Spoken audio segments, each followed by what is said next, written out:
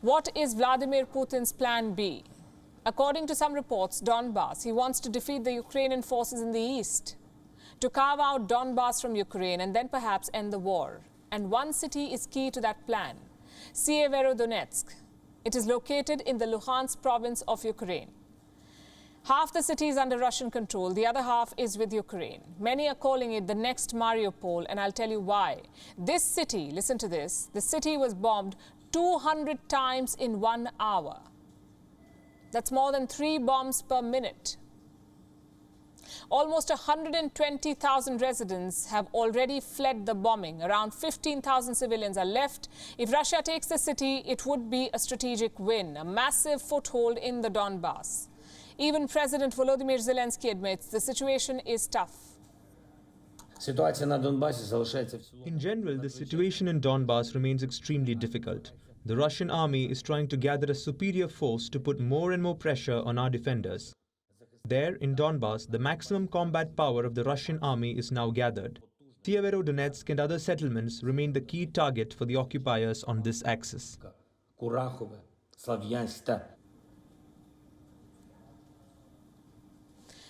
Now more than ever, Ukraine needs its allies, and chief among them is the European Union. The EU has been Putin's credit card during this war. Every day he's drawing millions from Europe.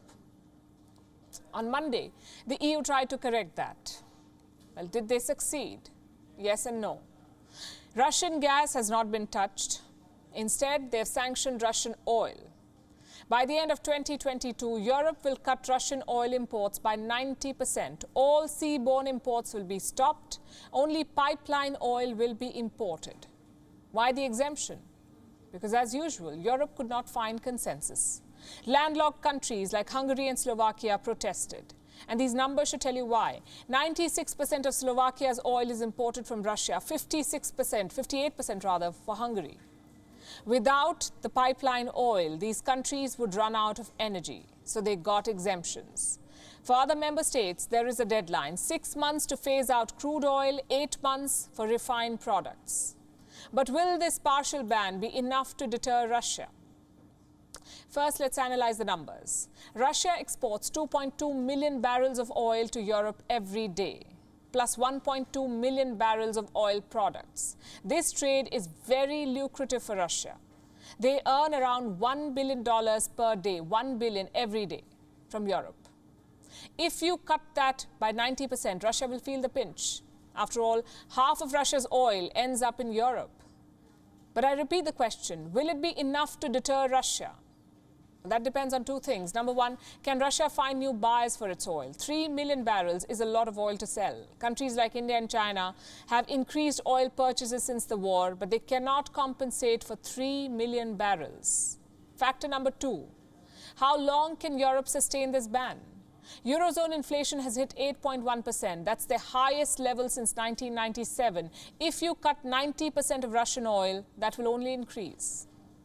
And don't forget, by the end of 2022, Europe will be in peak winter season, not the best time to run out of oil.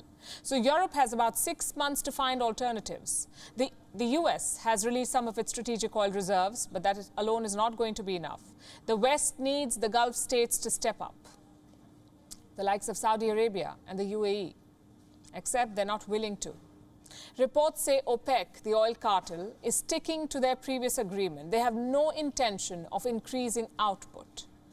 So this partial oil ban is a 50-50 call. If Europe can handle the bitter pill, bad news for Russia. Because who knows, maybe a partial gas embargo will be next.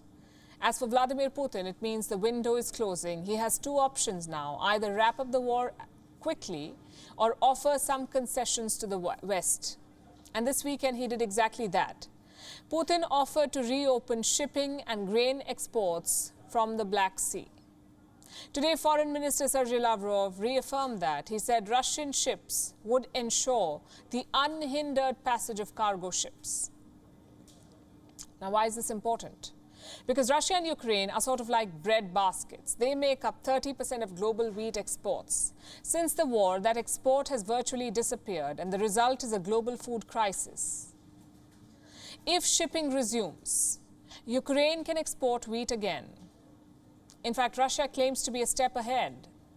Let me show you some pictures. These were released by Russia's defense ministry. And they show the first cargo ship leaving Russian-occupied Mariupol. Now, we cannot verify these pictures, but if they're true, Black Sea shipping could resume soon. It's a good fix, but it's not a permanent one. The permanent solution is a peace deal, and that means making concessions. Both Ukraine and Russia need to have a frank conversation. Just think about it. Before the war, Volodymyr Zelensky refused to accept neutrality.